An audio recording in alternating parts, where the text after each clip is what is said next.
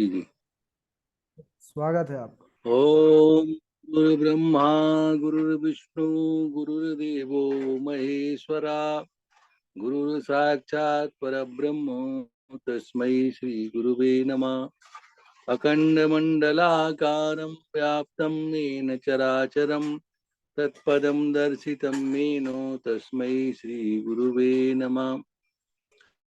गजाननं भूतगणाधिसेवितं कपित्तजम्बो फलचारवक्षिणम् उमासुतं शोकविनाशकारिकं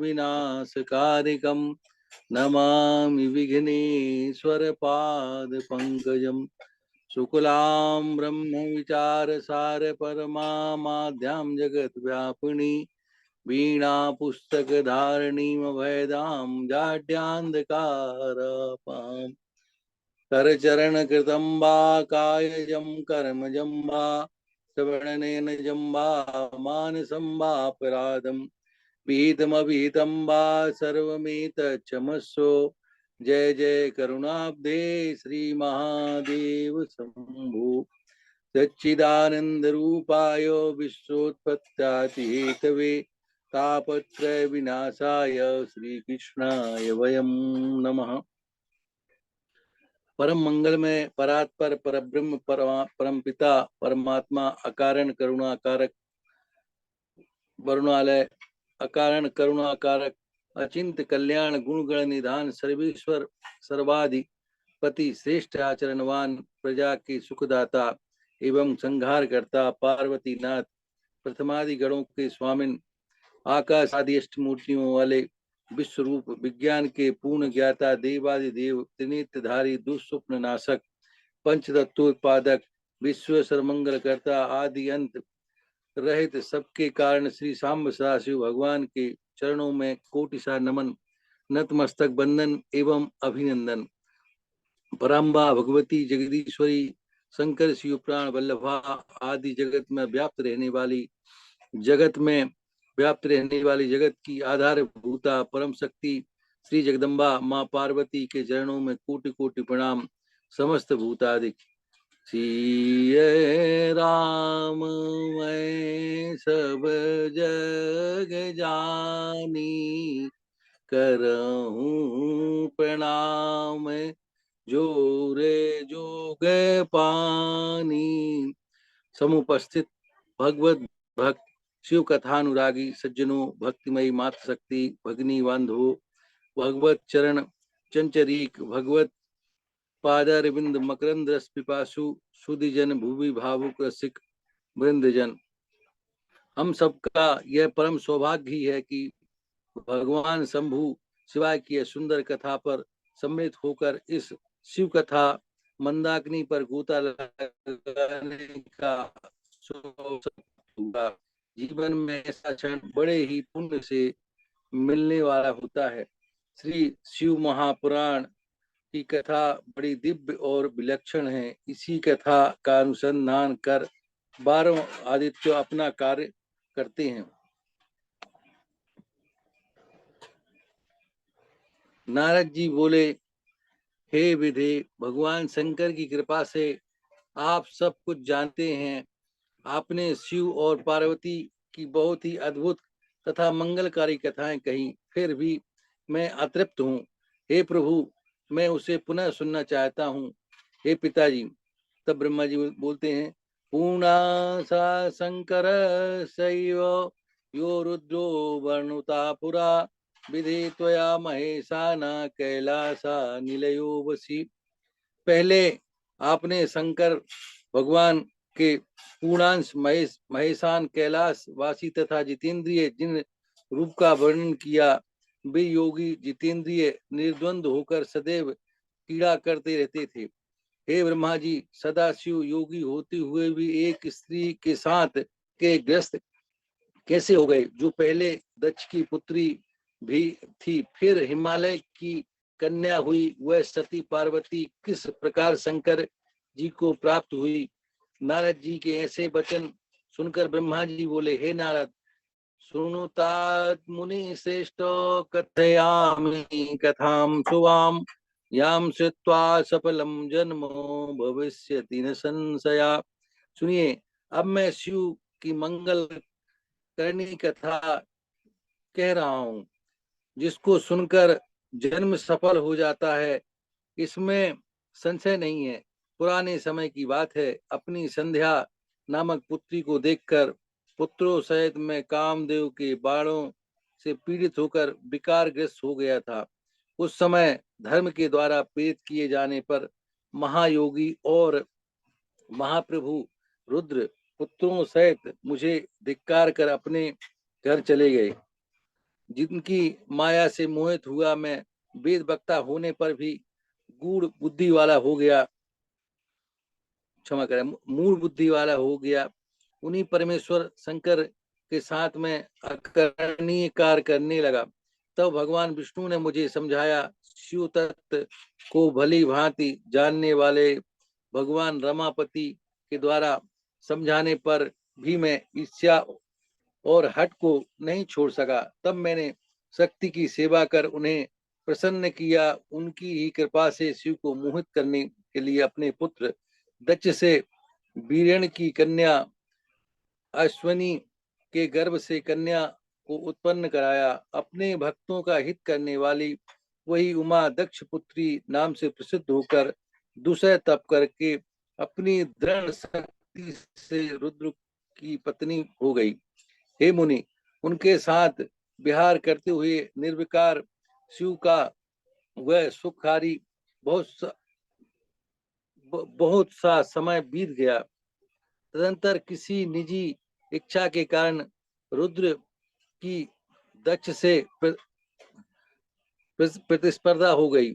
उस समय शिव की माया से दक्ष मोहग्रस्त, महामूढ़ और अहंकार से युक्त हो गया। उनके ही प्रभाव से महान अहंकारी, मूढ़ बुद्धि और अत्यंत विमोहित हुआ वह दक्ष उन्हीं महाशांत तथा निर्विकार भगवान हर की निंदा करने लगा। नहीं को ऐसे जन मा जग माही, प्रभुता पाहि जाहि मदनाही। और गर्भ में भरे हुए सर्पाधिप दक्ष ने मुझे, विष्णु को तथा सभी देवताओं को बुलाकर, किंतु शिव जी को न बुलाए ही स्वयं यज्ञ कर डाला। किसी कारण बस रुद्र पर असंतुष्ट क्रोध से भरे हुए उस दक्ष प्रजापति ने उन्हें उस यज्ञ में नहीं बुलाया और दुर्भाग्य बस न तो उसने अपनी पुत्री को ही यज्ञ में सम्मिलित होने के लिए आहूत किया। जब माया से मोहित चित्त वाले दक्ष प्रजापति ने शिव को यज्ञ में आमंत्रित नहीं किया, तो ज्ञान स्वरूपा उन महासाध्वी ने अपनी लीला प्रारंभ की। भगवान आशुतोष से आज्ञा मांगी तो उन्होंने बोला, सती बिना बुलाए क्यों जाओगी? तब सती ने कही स्वामी, पिता के घर बुलावा ना आए तब भी शास्त्र आज्ञा करते हैं, चले जाना चाहिए। तब भगवान ने कहा, देवी, जानबूझकर नहीं बुलाए जाने पर जाना ठीक नहीं है। फिर भी भगवती अपनी लीला करने के लिए अपने पिता दक्ष के यज्ञ में जाती हैं। वहां जाने पर माता तो बड़ी प्रेम से मिली। उन देवी ने यज्ञ में रुद्र का भाग न देखकर और अपने पिता से अपमानित होकर वहां उपस्थित सभी की निंदा करके योगाग्नि से अपने शरीर को त्याग दिया।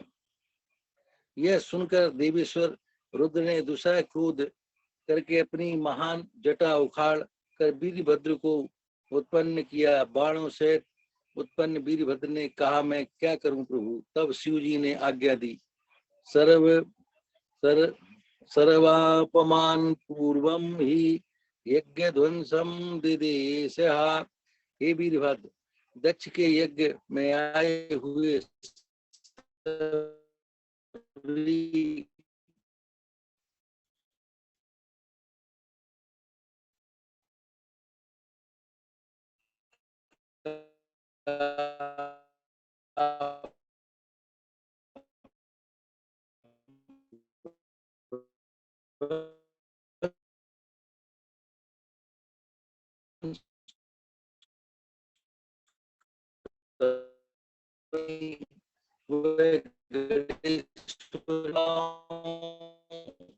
के सभी दे लिए भगवान शिव की स्तुति, उनकी स्तुति से भगवान आशुतोष प्रसन्न हो गए और उन्होंने सभी पर कृपा करते हुए दक्ष प्रजापति को जीवित कर दिया और यज्ञ को पूर्ण करवाया। सती के शरीर से उत्पन्न तथा सभी लोगों को सुख देने वाली वह ज्वाला पर्वत पर गिरी, वह लोगों के द्वारा पूजित होने पर सुख प्रदान करती है।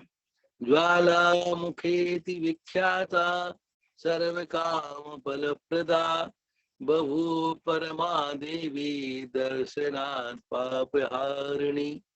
ज्वालामुखी के नाम से प्रसिद्ध वे परमा देवी कामनाओं को पूर्ण करने वाली तथा दर्शन से समस्त पापों को नष्ट करने वाली हैं।